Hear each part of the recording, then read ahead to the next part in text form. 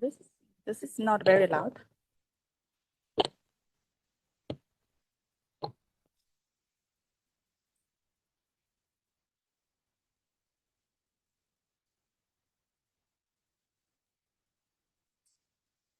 Shall we start? Okay. Wonderful. Thank you again, ladies and gentlemen. Warmest welcome to this afternoon session on creating jobs through youth-led innovations in green mobility. We all understand that there are lots of competing sessions and very interesting agenda, and you've chose to join us. I think you made a fantastic choice, especially with this extraordinary panel of ladies. So thank you for coming. I'm sure that you came here because you believe this is a topic that holds the key to not only sustainable and green transport, but also unlocking the potential of our youth, right? The future of the world. Today, more than half of the population are actually under 30. However, the youth remain severely underrepresented in the employment market, in the decision-making process. Therefore, that their impact in changing this world is often very much underestimated. So here is why we are here today, to discuss about this topic, the importance of youth-led innovation and the importance of their role in the green mobility. Thank you all again to join us. So our objective, what we're trying to achieve after this hour, I think first we would like to identify what are the key barriers our youth face in assessing green jobs in the mobility sector. And then more importantly, after we know that what are the challenges, but explore what are the specific experiences and examples, successful examples from around the world, from our distinguished panel, that where these barriers have been broken, so we can learn from them. And what are some of the policy recommendations we could give to our audiences? Some of you are policymakers and some of you are key influencers to policies. What we can give you to take away so that we could transform the green mobility sector to become an engine of jobs for the youth and can become an engine for a low carbon economic growth. We are very privileged to have a panel of this excellence with us today. I know that yesterday at the plenary session, we've entered into this debate, which half the women and men are better in active mobility. We won't go there today, but we're very pleased to see there's well represented the other half in the audiences. We hope to hear your voice in the discussion to come. So without further ado, let me please join me in welcoming our keynote speaker, Ms. Chido, who is the youngest diplomat in the African Union Chairperson's Cabinet. She leads on youth affairs, representing the voice of over 870 million youth across the continent as the African Union Special Envoy on Youth. So welcome, Ms. Chido, and the floor is yours. Thank you. Thank you so much for that. It's such an honor to be with you here today. Not only that, but to be in such a panel with young women that are also making strides within their respective industries. Now, ahead of this important journey towards a greener and more inclusive and sustainable future, I think it's important that we have young people at the forefront. And I always say this everywhere that I go, that when we look at the largest demographic we have, specifically if I speak about it from the context of Africa, it's the young people. We have over 60% of young people coming from Africa. But when we look into the rooms where discussions are made that are going to impact our now and our future, we often have the 40%. So it's very crucial that we look at how to have more young people engaged, more young people involved, and more young people making an impact globally, not just in Africa alone. Today, as we gather to discuss the topic of great importance, creating jobs through youth-led innovations in green mobility, and our continent in Africa, which is home to the world's youngest population with more than 60% of the age under 25. I believe this youthful energy, coupled with the spirit of entrepreneurship, is a powerful force that can drive our economies forward. However, our young innovators, and not just in Africa alone, I'm just emphasizing on Africa based on the examples and the experiences I get to see each and every day from this continent that I represent. But young innovators globally, when we interact, face significant challenges. There are challenges related to limited access to financing, restrictive public sector policies, and limited business development services, which are major hurdles that we are faced with each and every day. There are also disparities in access to capital for innovators from underrepresented groups. Despite these obstacles, our young people have proven remarkably to be resilient and resourceful in creating opportunities through cutting-edge solutions. The transport sector, for instance, emerges as being both a formidable challenge and a transformative opportunity. It is a significant contributor to greenhouse gas emissions. In South Africa alone, transport accounts for over 10% of national gross emissions. Yet the transition to green mobility can be a game changer. It is an immense potential to generate new jobs in manufacturing, infrastructure development, and sustainable services. Globally, the green jobs sector has grown at an impressive rate of 8% annually over the past 5 years, with predictions of 112 million new jobs across selected industries by 2030. By the way, 2030 is just 6 years down the line. And, it's quite interesting to note, because when you talk about Agenda 2063 of the African Union and the UN Sustainable Development Goals, it makes it seem as if 2030 is way ahead, but we don't have time. We have 6 years. Having said that, and going back to my speech, with the predictions of 112 million jobs across a selected industry by 2030, I believe that investing in sustainable transport yields considerable economic benefits, with estimates that every $1 invested in public transit can generate $5 in returns. The economic and environmental case is quite clear. We already have witnessed success stories of youth-led green transport startups sprouting globally and across Africa. 8 dynamic young African women-led businesses recently emerged as winners of the 2023 Youth Adapt Challenge, for example, which was just recently at COP28 in Dubai. And these young women were recognized for their innovative climate change adaptation solutions, harnessing technologies like OWL, blockchain, and renewable energy.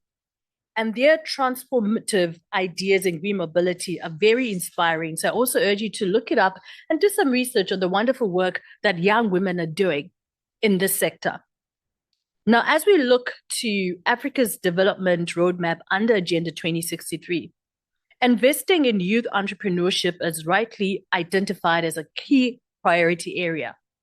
We cannot afford the aspirations and creativity of our largest generation cohort. The continent also has a progressive policy architecture like the Africa Youth Charter that mandates meaningful youth inclusion and empowerment over 55 governments of the African Union that I also have the pleasure to advocate for working with our governments. It is also time to fully operationalize these commitments, as some member states have actually not signed it and have not operationalized it as yet. Now, the economic costs of inaction on climate change and unsustainable development paths are very high. We simply cannot afford to let poverty, unemployment, and environmental degradation persist, because it's going to have an impact, not just on this generation, but on the generation to come. The benefits of nurturing youth-led green mobility solutions are manifold, from catalyzing economic growth and pioneering innovation to driving climate action and societal progress. So today I urge all stakeholders, policymakers, investors, entrepreneurs, advocates to join this noble endeavor. Let us stand united in creating an enabling environment for young innovators to thrive. From ensuring access to finance, which is a huge challenge that we face, and supporting their enterprises, to dismantling restrictive policies and nurturing an entrepreneurship culture. Let us harness the power of the youth as a renewable resource for sustainable development. Let their ingenuity, dynamism, and passion for change lead us into a future of green prosperity. And I look forward to hear from my panelists, fellow panelists today in terms of the wonderful work they're also doing globally. Thank you. Thank you very much, Shido, for that brilliant keynote speech. You highlighted the pivotal role for the young innovators and the challenges that faced by the young generation, as well as the importance of supporting the youth-led solutions in the green mobility. I think that set the stage very well for our discussion with the panelists. So let me introduce our panelist. From my far left is Damilola. Damilola is the co-founder and the CEO of Nigeria's leading technology-driven transportation startup, Shuttlers. Welcome, Damilola. And to her right is Ms. Maria Fernanda. Maria Fernanda is the newly appointed General Manager of Transmilenio, Bogota Mass Transit Authority. Now, to my left is Ms. Paula. Paula is the Urban Mobility Manager at WRI Brazil RAS Center for Sustainable Cities. Welcome, Paula. And to my right is Ms. Zhao Yuan. Zhao Yuan is the Investment Officer in the Disruptive Technology and Funds Department at IFC. Welcome. So we will have 2 rounds of moderated questions. For each round, there will be about 15 minutes each. And then after that, we'll have a Q&A session and open up for your, I'm sure you have lots of exciting questions to ask and engage with our panelists. So let me start with the first round, and I'll start with Damilola. Damilola, you were selected as one of the most influential women in mobility in 2022, and what an achievement. You inspired entrepreneurs around the globe and who see unique opportunities in mobility sector. We would love to hear your insights on what motivated you to start Shuttlers, and how is that contributing to the creation of jobs in Nigeria, especially for youth and female workers. Over to you. Yes, thank you very much for that question. As we all know, we're in the transportation industries. It's a hard sector. So for you to be in there and innovating, you have to have a personal interest. So as early as 2016, I had a personal experience. My sister had a safety challenge using public transport. That was a traumatic experience for the family, right? And personally as well, I realized that as a female commuter, it was difficult for myself to access the public transport easily and comfortably. And I had the opportunity of leaving the country for the first time to a developed country, and I almost cried because I now saw that we were really deprived of, a good quality of life. And when I went back to Nigeria, I decided that no matter how small, I was going to find a way to solve the problem for myself, for my family members, for my female friends, so that we can enjoy and even improve the quality of our lives. And we decided to, put a bus on the road and started, sharing rides. To give more context, so Shuttlers provides a comfortable way that is sustainable and affordable compared to the other ride-hailing cabs. And it is 60 to 80% cheaper than the other ride-hailing cabs, but about 5 to 10% higher than public transport. We decided to solve it in a way that's shared because we wanted something that was affordable.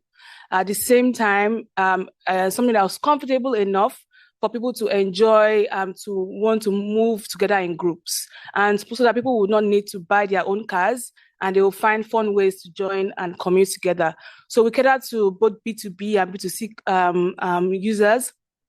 And just recently, we're piloting a project for B2G where we're able to replicate the innovative product that we've built over 7 years for some state governments.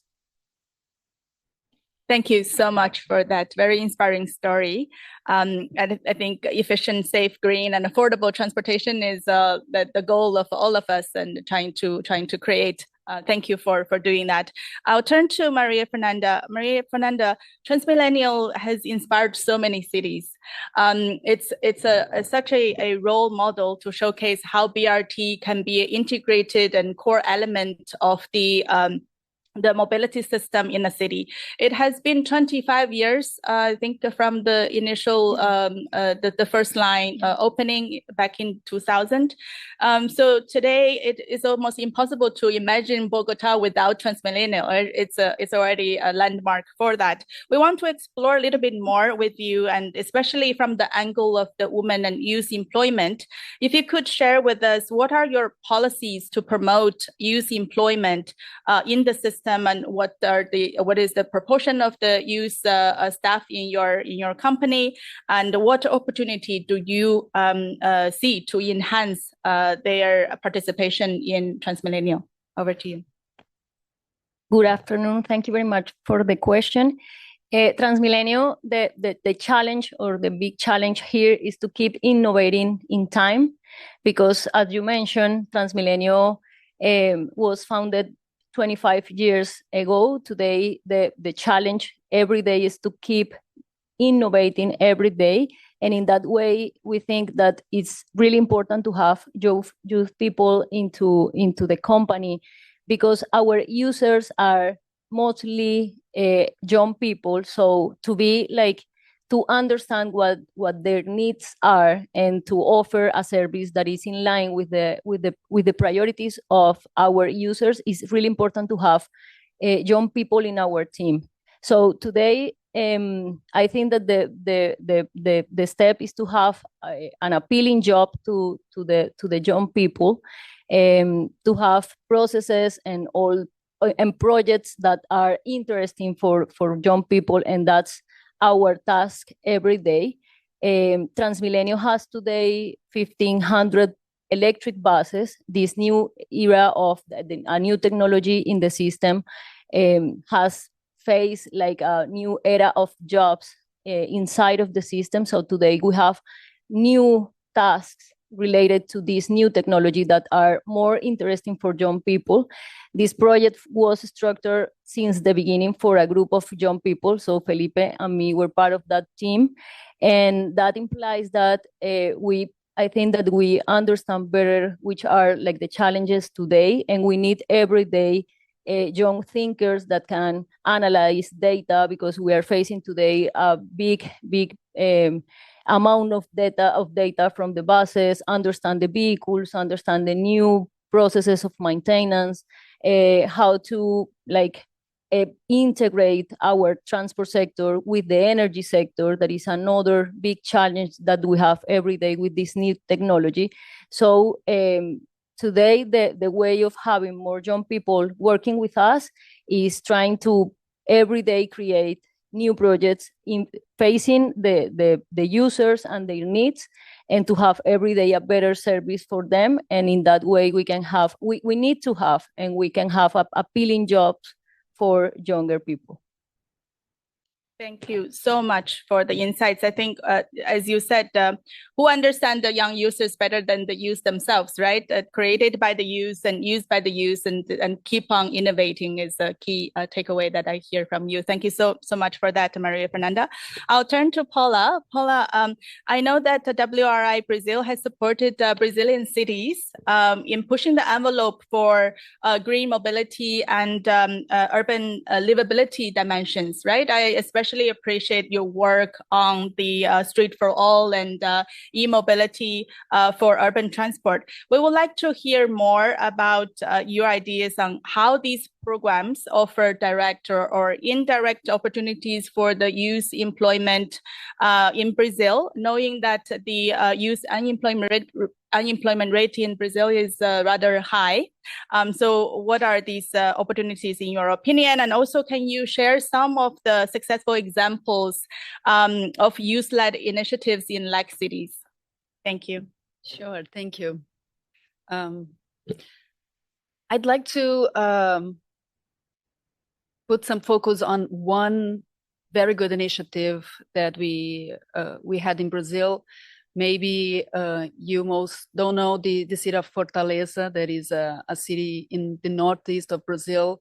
It's not so popular as Rio or São Paulo, and it's in a region that it's not such well developed at the southeast where Rio and São Paulo are. But Fortaleza came to the map of Brazil, and it's well known internationally because they started in 2013, but they still running this plan, and they call it PITE, that is the Transport and Traffic Mediate Action Plan, and as I said, it began in 2013, and it was planned to be a plan for the for the World Cup, that Fortaleza was one of the host cities, but it goes so well that they still running this plan, and it's not a plan led by young, but the leader is a senior secretary from the municipality of Fortaleza, but this leader, the secretary, got some very young engineers to work with him.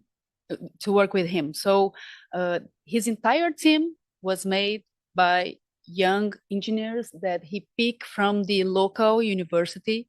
He knew these people, and this team of people really changed Fortaleza. And they promoted some programs like Bicicletar. There is the bike sharing system there. There is, I think it is the only or the first city that implemented also small bicycles for children. So this kind of thing that young people like have the idea to make, right? I don't know if there is another bike sharing system with small bicycle for children. They expanded the network of cycling like 400 kilometers, I think they have now. I think the only city that expanded faster, it was Bogota. So Fortaleza is the second Latin America that expanded more because of these people. And they implanted one initiative they call Ciclofaixa de Lazer, that is like leisure cyclopath, where they close streets to people walk and cycle every Sunday, and they assist people to start walking more and cycle more. So this is like the kind of initiative that I think a team of youngers can do better. Thank you so much. Fantastic examples, and we're driven by the young people, driven by impact, and to really transform a city. Thank you for sharing that. Let me go to my right, Jiayuan. Switching gear a little bit, Jiayuan, I think the panelists have given us very impressive examples of how important a role of youth-led innovation could be in the green transportation. Coming from a financier angle, and I think we can look beyond even transport sector.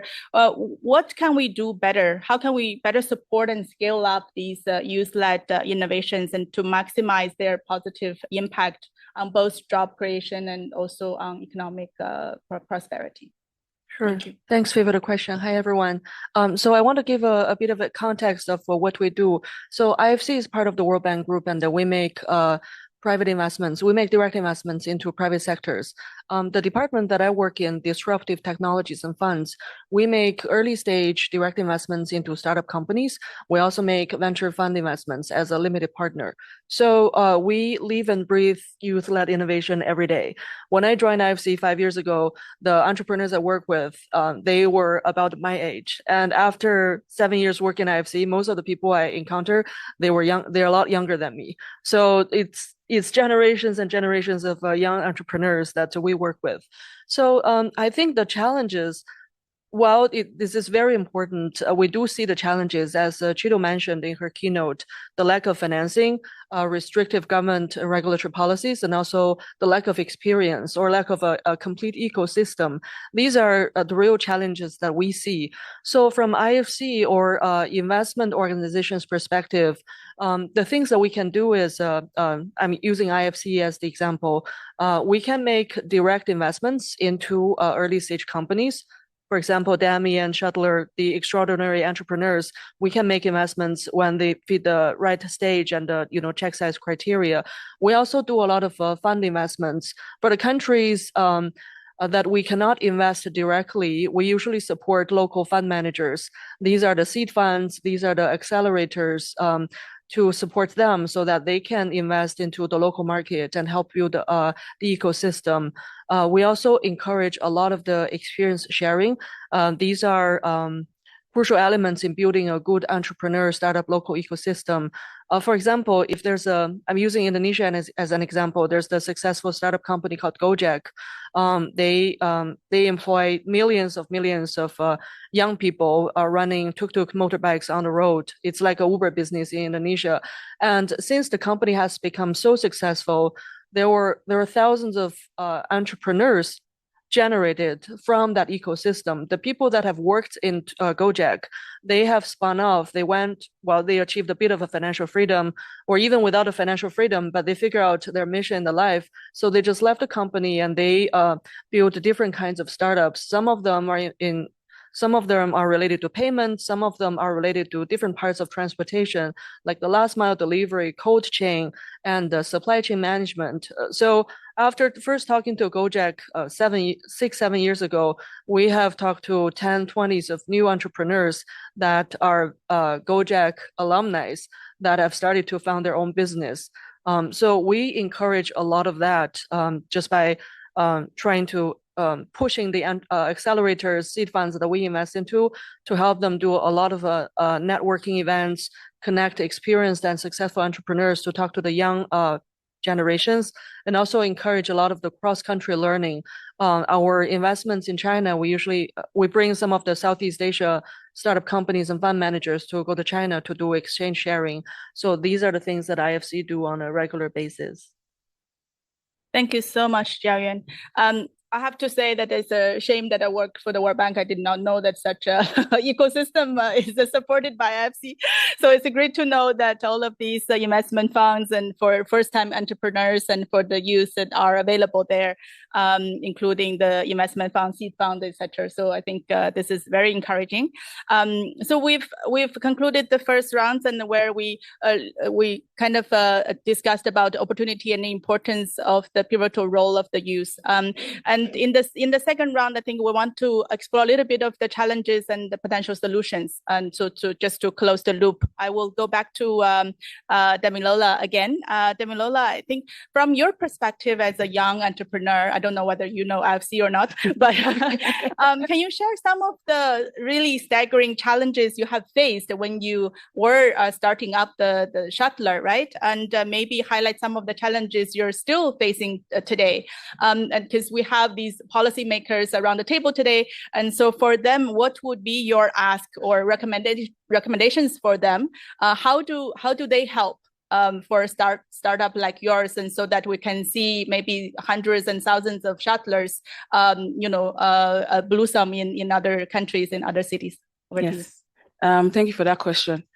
When I started Shuttlers, when we launched in 2016, I was just 26 and practically didn't have any experience. I was just very passionate and angry and wanted to solve the problem.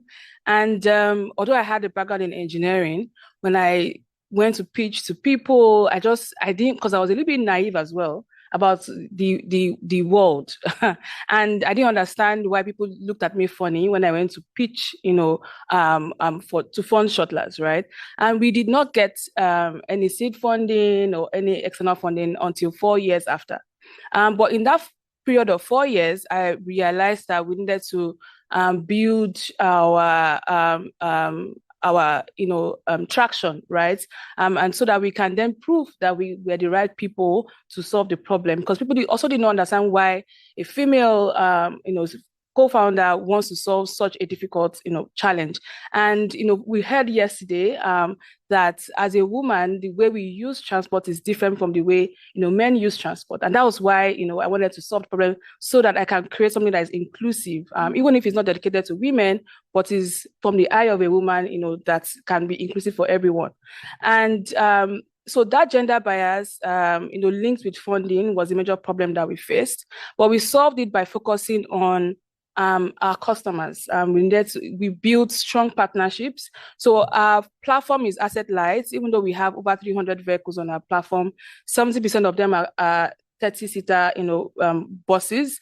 They are not owned by us. So we built strong partnership with the network of transporters that in Nigeria that have been doing this business for over 20 years, 10 years. We built their trust, and we're able to resell those seats to companies and individuals without any funding. So in 4 years, we were profitable. We had, ran over 1 million trips on our platform. And then by the time we were fundraising, nobody saw any gender because they saw, the traction. So we've raised $5.6 million, but we are still underfunded compared to the opportunity. So to give context, Nigeria has over 200 million people. Lagos, where I live in, has 20 million people. There's the informal transport, there's the formal transport. As the government is investing in public transportation, it's gradually becomes still inadequate because it's not just enough. And so there needs to be other alternatives like, shuttlers, other smaller startups that can support the mass transit initiative. Those are the two major problems that startups like myself face, because of the finance that it needs, the supply side. This type of business, you don't have any challenges with demand, is the supply. And the assets are expensive. There's inflation now, then you need to structure debt on how to find a way to make it affordable for the owners, for the business that would, or the entrepreneur that would buy the buses and become profitable as well. So those are the challenges that we face right now. Thank you so much. And great to see how the formal and informal business are complementing each other and build that trust and partnership and to serve the people in a city. Thank you. I'll turn to Paula. Maria Fernanda. Maria Fernanda. So many countries around the world, I think they're either trying to construct a BRT line or trying to expand their BRT system. For Bogota, that after these 25 years of operating experiences, we would like to hear from your story that how would you advise other cities and government to enhance the youth employment opportunities of BRTs, and both direct and indirect, and also in the mobility system broadly, and also in their green mobility transition? Yes, the first thing is that it's good to have young people working with us. The public transport system in Bogota, Transmilenio, and the two components that has today, that are the BRT component and also the urban component, we have almost 11,000 buses running every day. And that means that we have more than 34,000 people working with us every day. So it's a big workforce. And in that sense, we have like two perspectives or two ways of see this. The first one is that we can ask or incentivize the participation of younger people in our jobs into the system. And we can ask that in our processes, our tender processes, giving some points, extra points for companies or others that can hire younger people into this big workforce. And the other part is how to keep them into the system in time, because you have to make this work because we're offering a public service, and these kind of companies maybe are not so appealing for younger people. So you have to work to have a company that is attractive for younger people, and that they want to work with us. That's the other part of the problem. So it's really important to have companies that keep innovating, that keep making processes of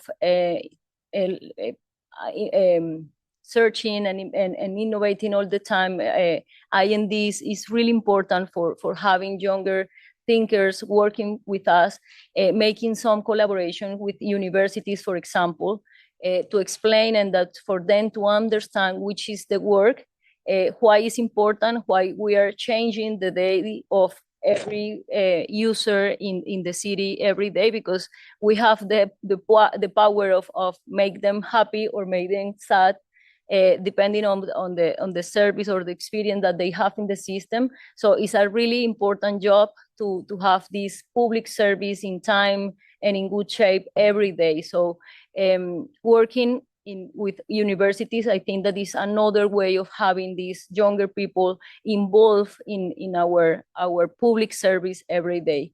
So that could be my main recommendation, and definitely is really important to have that view of young people of how to improve our service, to work with data, to make a better information system, for example, because they are our users as well.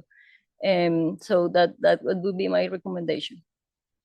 Thank you so much, Maria Fernanda. I think that's a fantastic recommendation. How do you really keep this youth-led jobs and on top of your agenda on a day-to-day managing of the company, right? And really build incentives into your system and working very closely with academia and to make sure that these are incorporated all the time. Thank you. Paula, so what do you see are the challenges and opportunities to create seamless integration between the more traditional public transit systems, such as buses or metro, with these newly startup systems such as a shuttler? How do you see that those two could go hand in hand and complementary to each other in a seamless way? And if you could give some examples, and that would be good. Sure. This is a very good question. We developed like 6 months ago a workshop to discuss exactly these opportunities and challenges, because nowadays they tend to compete with each other and not complement with each other. And this is bad for the public transportation that for us is like the bones for a city. We cannot move a city without the public transport, but we lack investments. It's true. So we developed this workshop in the city of Curitiba, that is traditional cities in terms of innovative mobility. And we raised some challenges, some opportunities. I think the biggest challenge is to build trust between public and private sectors. And this trust can bring us some data sharing. I think it's important for the public sector to know how people are moving, and the private sector knows. So it's a delicate issue, but I think this trust must happen. And the other challenge is, I think they have different interests.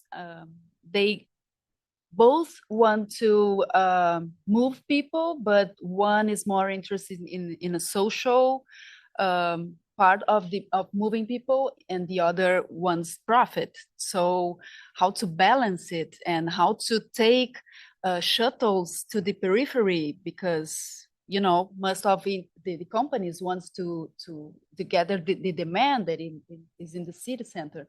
So I think this is the challenge, and the answer is dialogue, and maybe build a common view of what they want to do together.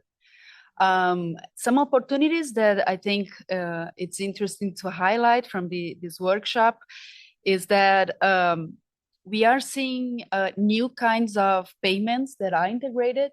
So, for example, I think it's common in Europe or here in US, but in Brazil it's not common how to pay the bus and then to ride a bike with the same card. And I think this is definitely a thing that should happen more. Things that happen also is having different fares for different kind of passengers. So for example, a young person that is employed but is going to an interview for a job, he can't pay nothing for ride a bus, for example. And also an idea that somebody brought in this workshop was, why don't these apps like Uber or Cabify, they have the power of influence people. They can make advisement, like use Uber and public transport, how to make they connect. You can pick this shuttle or car from your house to the next station, and then you can make a more sustainable trip. I think this is the kind of dialogue that must improve. Thank you very much, Paula. I think I hear converging views on several things. One is really building the trust, and that partnership is really important. The second, it does to really make this work, we need to have a collaboration, very close collaboration between the public-private sector, the CSOs, as well as the academia. So it's all the parties have to work very closely together to make it happen. Thank you for that. The last question goes to, I'm saving Gildo for the difficult questions from the audience. So last question from the moderator goes to Jia Yuan. So how can young innovators, I think we're very excited with the ecosystem you mentioned, right? So let's say we have young innovators and they want to have a startup. How can we help them financially? What are some of the supports that we could give them, and so that they can start these initiatives to support their innovations? Especially at the very early stage. If you could elaborate a little bit more, that would be great. Thank you. Sure. I can give the formal answer and also the informal answer. I think formally, the ways we all know, if you want to be an entrepreneur and start up your own business, you can go to an accelerator. It's almost like a boot camp for entrepreneurs. You go through some structured training. They tell you how you can materialize your idea and then make it into like a minimal viable product. So you can go ahead and make it and then go for fundraising. And also they teach you how you can pitch your idea, how you can polish your pitch so that you can be more attractive in front of the investors. So that's one way in countries and regions where there are a lot of accelerators. You can also tap into angel networks. Angels are typically the high net worth individuals that can write you a first check. You can also tap into the seed funds. These are also the venture capital funds that can write a first check even before you have a minimal viable product. They believe in you or your expertise or experience, and they can just give you the money. These are the typical ways. And the ones you pass through that initial stage, which I think is the most difficult, then if you do have a product, you do have a good go-to-market strategy, then Series A venture funds will follow, Series B, and then CDE or the private equity funds will follow. So then you go on a flywheel, like a virtuous circle.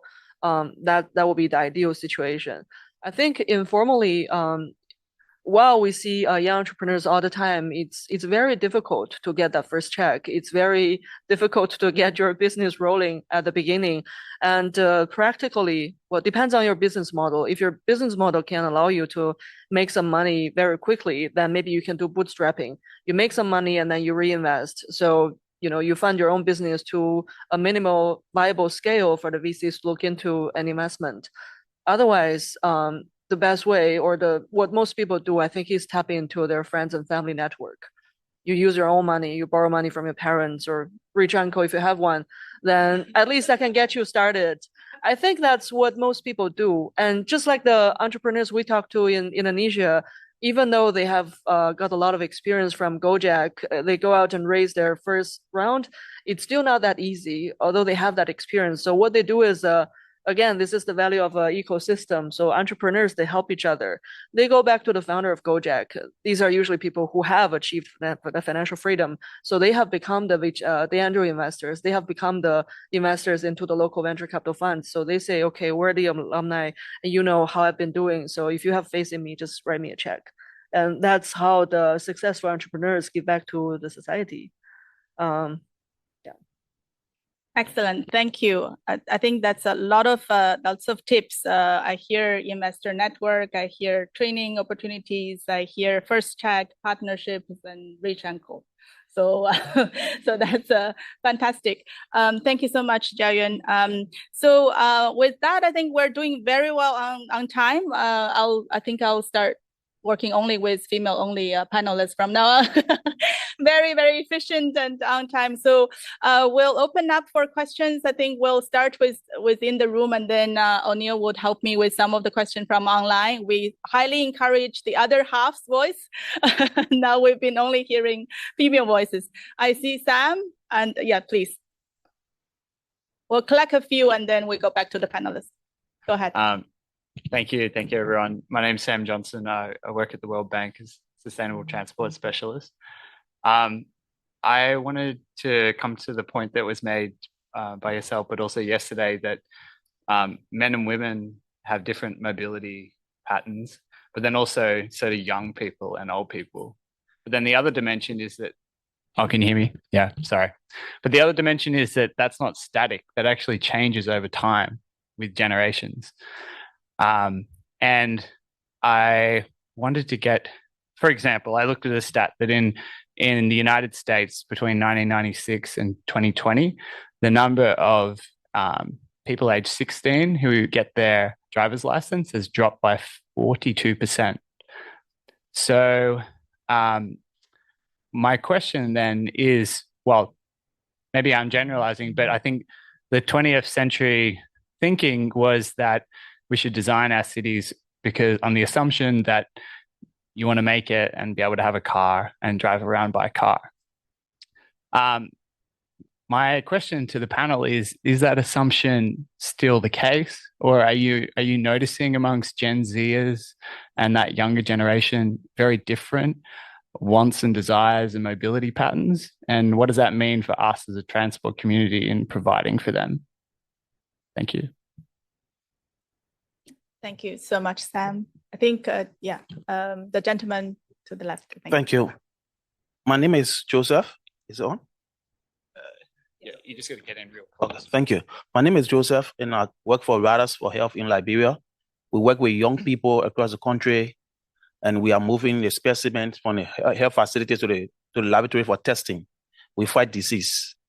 My question is, from 2014, during the outbreak of the Ebola to present, we've employed over 9,000 young people.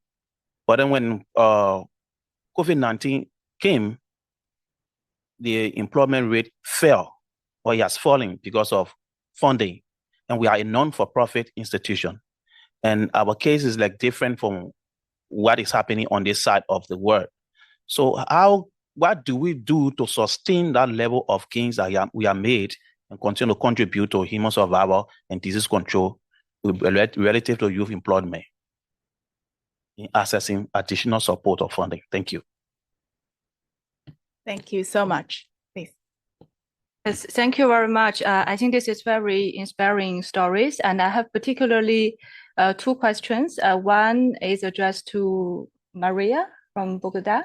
My question is, I'm a transport specialist from the World Bank, and I'm currently designing a human capital development component as part of a transport project. So I wanted to ask your experience about how you work as a transport agency, how you work with universities, what are the programs that you have done to promote enhancement of the job employment skills, right, in collaboration with universities for those students who are majored in engineering, in transport. So what are the good examples that you could potentially share with us, and we can also take into consideration when we design the support for Sierra Leone. My second question is to Jiayuan. As an investor, when you invest in a startup, what are the key indicators, especially related to human capital development, you will look into when you assess a project idea or a startup idea as a financier from the IFC perspective? Is that something that you take into consideration on your investment decisions, and what are the detailed indicators on that? Thank you. Thank you very much. There is one question from the back. Thank you.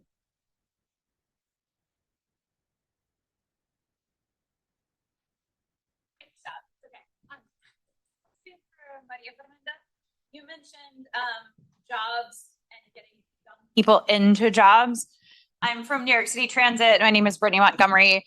And traditionally for us in New York, a transit job has meant a career. So it's a 25-ish year job, and then you get to retire with great benefits. But what we're seeing is we can get people in, we can get young people in to start the job, but they don't stick. So instead of having someone around for 25 years, we're having very fast cycles in and out of these jobs. So 2 to 5 years, and our folks are leaving, which has dramatically increased our costs of training, as you can imagine. And also things like accidents. Younger folks that may not have the same experience often have higher accident rates. So I'm curious if there's anything that you've been able to do to help people stick to the job and see it as a lifetime or a longer term career as opposed to a 2 to 5 year career, which I think what for most of us in the professional service industry, that's normal for us, but that's not necessarily normal for transit industry operator jobs. Thank you very much. Great question. One more question from here, and then maybe I'll turn to, okay, great, thank you.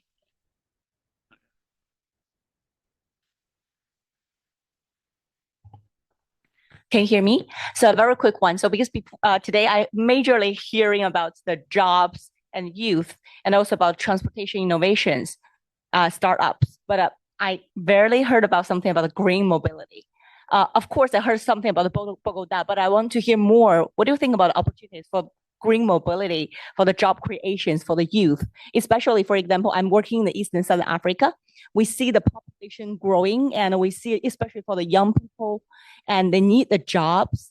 And how can we, balancing or utilize the opportunity of the green mobility to job creations for the youth? Thank you very much. Thank you. Good question also. So let me turn now back to the panel. Shall I start from Chido?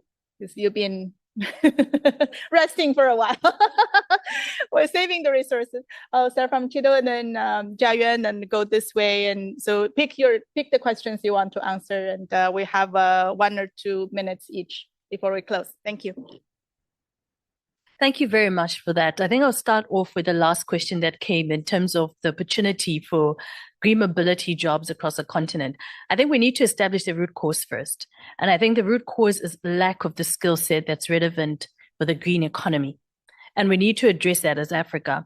Just last year, September, we had the first Africa Climate Summit, and these were some of the discussions that were coming out of it. Already within this year, the theme of the African Union is on how do we transform education in Africa? Because we realize this gap. We have a lot of young people that are coming out of university, and then they're not able to find jobs because what they're learning in university and in school is not what is needed on the market right now.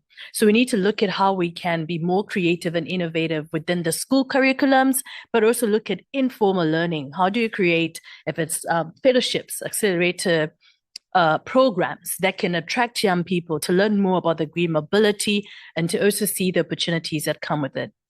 And then to answer Sam's question related to mobility, I think you're very right. And I've seen a rise in dispersity coming from COVID-19. For instance, a lot of people work from home. And there's been a change in that. I actually do not even own a car. Since COVID-19, I sold my car. I've not even seen the need to have a car. And there seems to be a shift towards transportation related to services, which means the market also needs to shift towards that way in providing the relevant services and redefining the market as crucial and very important. But having said that, there are also opportunities that come with that. However, I've also seen a rise every time I've come to visit. I mean, I'm based at the African Union headquarters in Ethiopia, but every single time that I visited the US, for instance, if I'm using Uber Eats, I see that a lot of people that are offering that service are actually foreigners or migrants. Is it called migrants? So we also need to look at that, the issue of migration, the jobs that are available, and the people that are going towards those jobs as well. Last but not least, for the sake of time, actually, maybe let me leave this one to the fellow panelists so I can respect the time. Thank you. I will respond to the green mobility question first. So within IFC, I think over the past 7 years, we have also shifted our investment focus. Throughout the entire logistics and supply chain, we are migrating to business models that are greener or more efficient.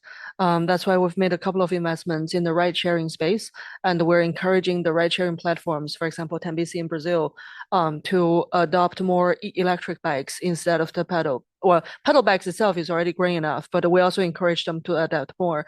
And for our other ride-sharing platforms that use tuk-tuks, motorbikes, we also discuss opportunities to see whether they can electrify their fleets. So that's an effort that we're making. I do see challenges in green mobilization because in a lot of the countries, they want to upgrade from ICE into an EV, but given the very heavy upfront capex investment, unless they can find sustainable large volume debt investment, this is a tough business to start. Usually only the large corporates is able to afford that. And I'll respond to the human resource question. For IFC investment, we typically have a set of measurements. These are the development impact measures. So for all these companies that we invest into, we look at how many people they will employ in the next 5 to 10 years. And we also look at, in certain cases, we look at what kind of training they do to their employees. So I can give one example beyond transportation. We have this investment in the Philippines. It's a supply chain company that services all the sari-sari stores in the Philippines. These are basically the mom and pop shops at the street corners. We found out that majority, like over 90% of the shop owners, they're women, but they're uneducated women. They're basically housewife running a side business. So we work with the IFC advisory team to provide trainings, workshops to teach them how to do account keeping, how to manage their business more efficiently. So this is the training that we can do to help the startup companies. And also we look at how fast they can expand their business. This is actually both from a financial perspective, but also from a human resource perspective to see how many new job opportunities they can create in their local region.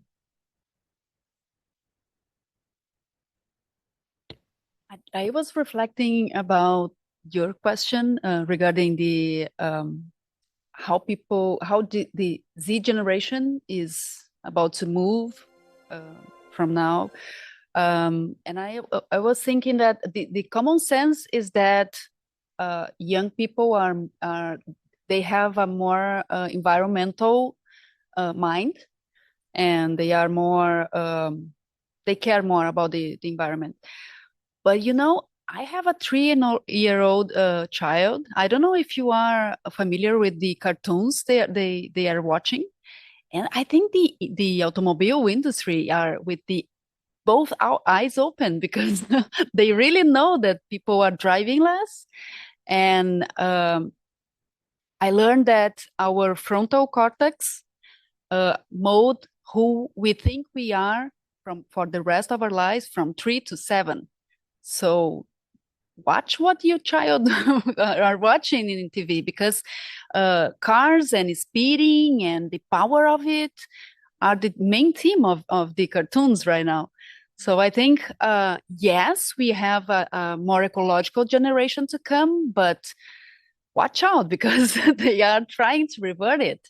And I think we have to keep on putting data and showing the things that are happening to our planet, to the generations, the younger generations, to have hope to a better future. Yes. Regarding the question of preferences of young people, is a challenge every day because everything has changed, in fact. For example, we have to deal a lot with social media because the way of you get to young people is really different today than it was before. So you have to every day to change your channels of communication, of information, I think that today in Colombia is not like most of the cases, but I think that younger people is preferring not to buy a car. It's not like a dream like before. But it depends on the service that you offer to them and how can you get to them in terms of information and to get to their preferences.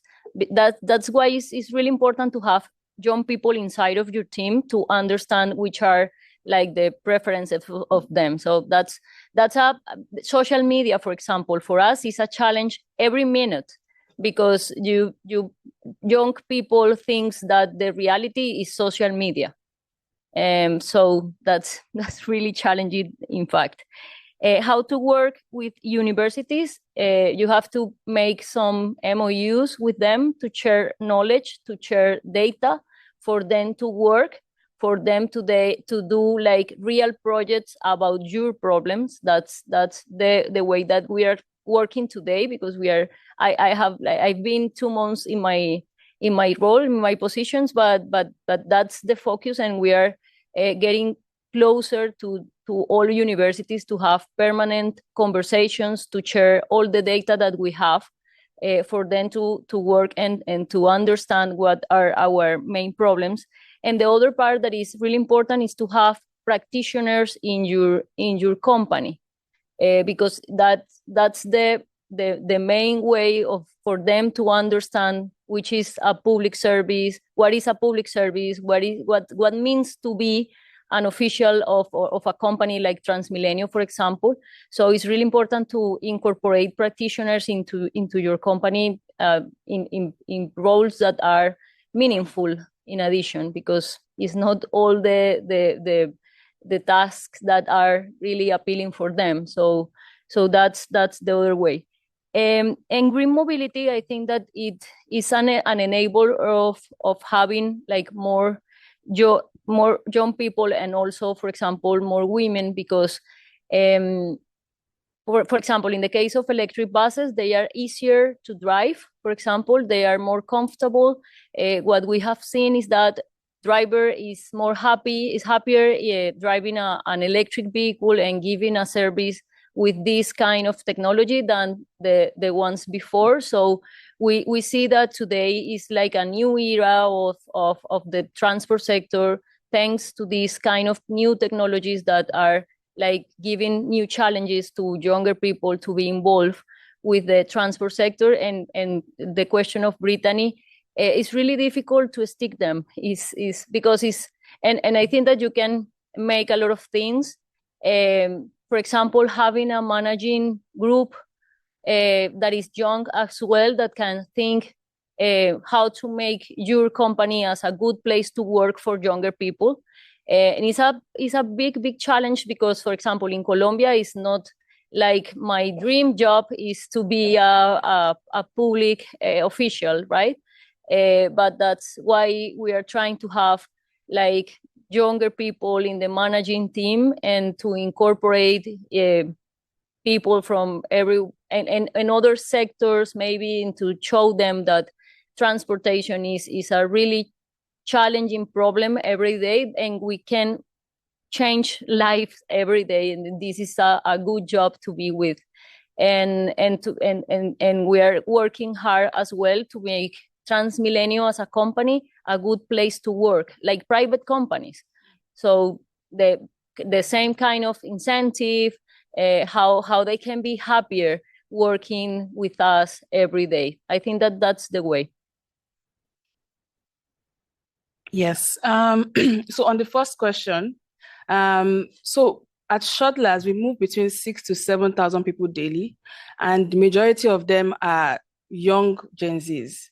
And before COVID, when we took a survey, the number one reason why people use our service was because of the stress of commuting. So in Lagos, it takes between 2 hours to get to your place of work on an average before COVID. But post-COVID, where a lot of companies are going hybrid, we realized that one of the top reasons why people use our service is to connect and find friends.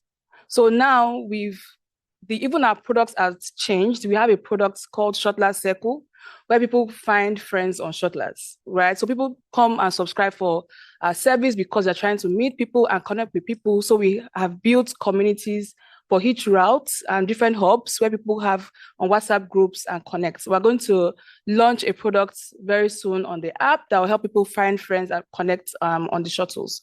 Another thing that we found out is that during the commute time, people spend time on their apps, on their phones.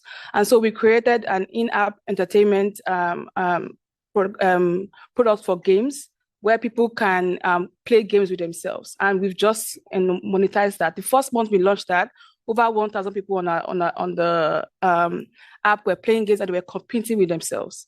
So we've seen that it's beyond just trying to move from one place to another. It's now about a social way of communicating and connecting, even though they don't go to work.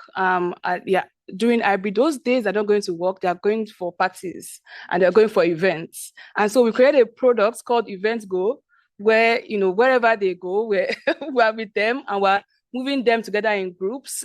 Ultimately, I feel like the future of mobility for Gen Z is going to be green and it's going to be shared. Thank you very much. That's really, really creative. Thank you. So I think instead of me summarizing boringly the session, how about I ask each panelist to give one sentence and one statement or call for action as a takeaway to end this session.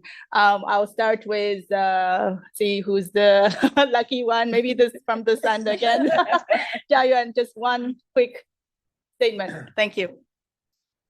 I'd say if you do have a great idea to change the world, you should do it now, as young as possible. I'll say let's collaborate intergenerationally. There's still, a lot we can learn from those that have come before us, and there's a lot we can learn from those that are coming after us. I would say, wherever you are, connect the dots between people who are in taking decisions with younger people and make them listen with empathy, because they don't have like much experience, but they know what they want, for sure.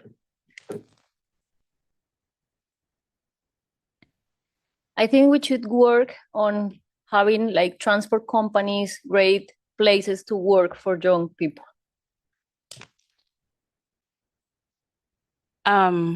Invest in shuttlers.